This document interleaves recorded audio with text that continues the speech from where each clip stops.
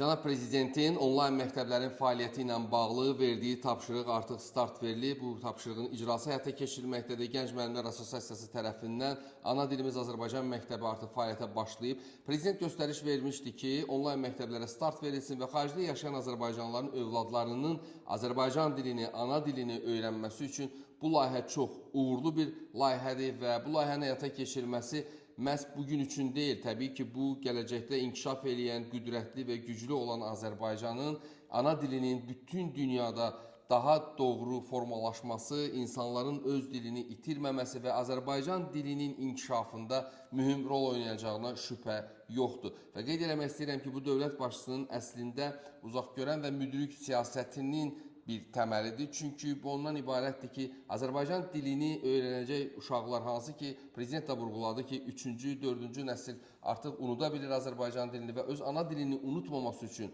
bu layihənin belə uğurla həyata keçirilməsi əslində gələcəkdə Azərbaycanın həyata keçirəcəyi bir çox işlərdə, uğurlu fəaliyyətində bu məsələdə mühüm rol oynayacaq və mən hesab edirəm ki, Elm və Təhsil Nazirliyinin üzərinə də bu layihənin icrasının həyata keçirilməsi üçün çox böyük məsuliyyət düşür. Çünki dövlət başçımız hər zaman bütün tədbirlərində, çıxışlarında Azərbaycan dilinin qorunması, ana dilinin qorunması, ana dilinin inkişafı ilə bağlı hər zaman bu məsələyə xüsusi önəm verdiyini qeyd edir və bugün də məhz bu layihənin həyata keçirilməsi ilə bağlı dövlət başçısına verilən tapşırıq bu çox vacib əhəmiyyət təşkil edir və xüsusi vurğulamaq istəyirəm ki, bu məsələ